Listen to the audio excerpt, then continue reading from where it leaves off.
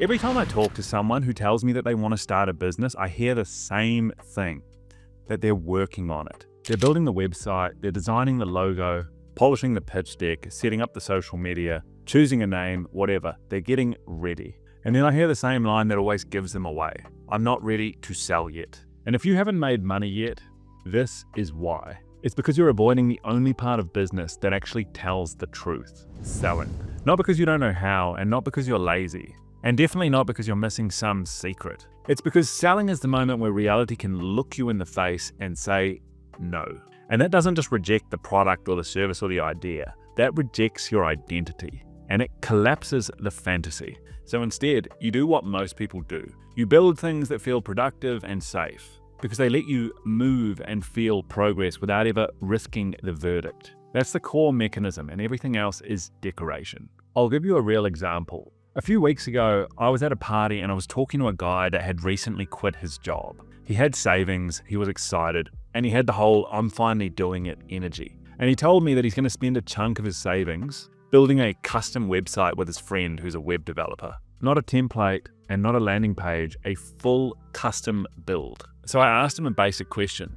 Have you validated demand? Have you done any market research? Do you have any revenue, any paying customers? And he looks at me like I've asked something insane. How can I have customers, he says, if I don't even have a website? And that sentence is the entire problem. It's thinking backwards. It's treating the website like the business. The website is not the business. The business is someone paying you. If nobody pays you, you don't have a business. You have a hobby that drains cash. And the reason he thought that way, and the reason that most people think this way, and I've been guilty of this myself in the past, is because building a website feels like movement, but it actually avoids the moment of truth. Because the moment that you actually try and sell whatever it is, one of two things happen. Either somebody pays you and you're real, or nobody pays you and you have to confront the harsh reality that you might be delusional. And this is what people are running from. They're not afraid of the work, they're afraid of the judgment. And the internet has created this whole world of fake progress. And it's incredibly seductive because you can literally spend months building and look and feel busy. You can have a Notion board, brand colors, a logo, a domain, a prototype, a roadmap, and a Twitter page with 3 posts and a link to nothing. And all of this shit feels like progress because it's measurable and it's safe. But none of it is the business. It's camouflage and it's psychological protection. Selling is the only moment that is binary. Either money in or no money in. Everything else has plausible deniability. If you're designing a logo, fucking around, you can tell yourself that you're just early. If you're building the website, you can tell yourself that you're almost ready. And if you're polishing your offer, you can tell yourself that you're refining. Even consuming content, you can justify it saying that you're learning. It's all just a way of delaying the moment when the market actually gives you a verdict. And this isn't for just beginners, and this is the part that really hit me. I literally caught myself doing a version of this week, which is what gave me the idea for this video. And I'm not new. I've closed multiple deals through cold outreach. I know exactly what creates revenue and I know what moves the needle. But I still found a way to avoid the uncomfortable thing. I installed a sales system in my business last year, which was working just fine.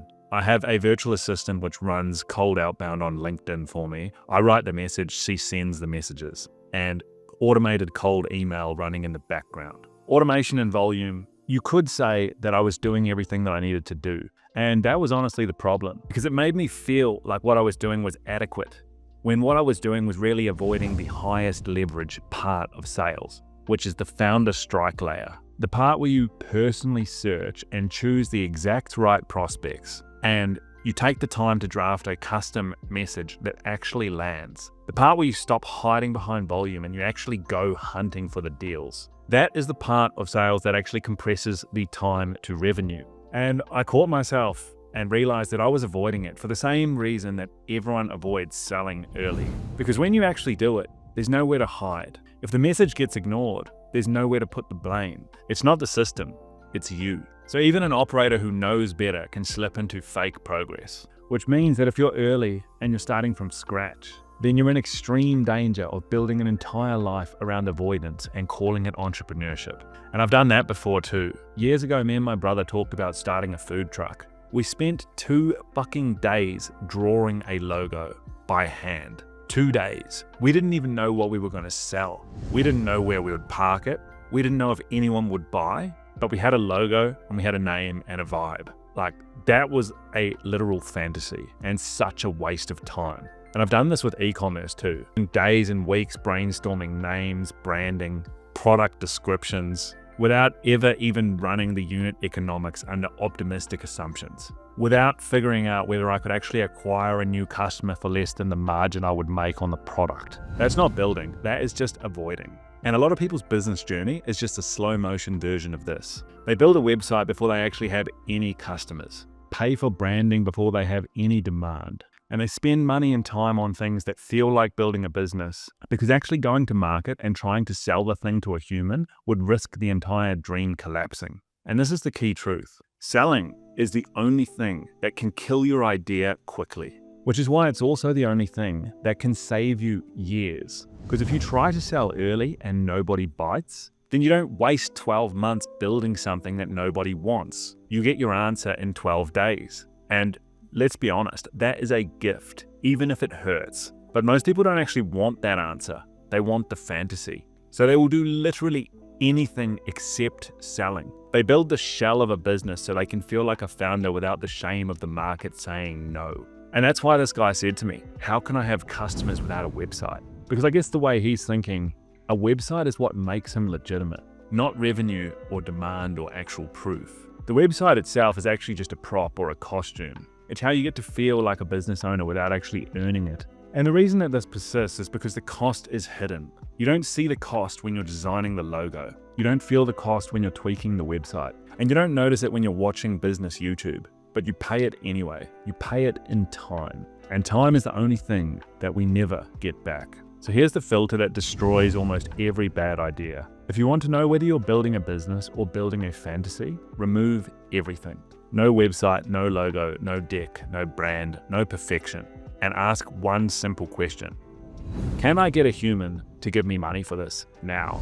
Can you get one person to give you money or to at least book a call and make a serious commitment based purely on the problem and the promise? If you can't sell the idea when it's ugly, you shouldn't build it pretty, because the pretty version doesn't create demand, it just delays the truth. So if you haven't made money yet, you don't have a marketing problem, and you don't have a website problem, and you don't have a brand problem. You have a fear of truth problem. And the solution is simple, but not easy. You have to force contact with a paying human being. You have to ask for money before you feel ready. And you also have to accept that your idea might die. And if it dies, good. It deserved to die. Better to kill it in 2 weeks than keep it alive for 2 years. Most people don't fail in business. They avoid the only action that would tell them whether they're delusional. They build, they plan, they polish, they prepare, and they never sell. So if you're watching this and you're still in the working on it phase, here's what you should do. Stop building. And for the next 7 days, do nothing except for actions which force judgment. DM prospects, make offers, ask for the call, ask for the money, try to pre-sell, try and get commitments. If your idea is real, this will surface it fast. And if your idea is fake, well, it will die fast here too. And guess what? Either way, you win, because you stop spending your life paying for the comfort of not knowing.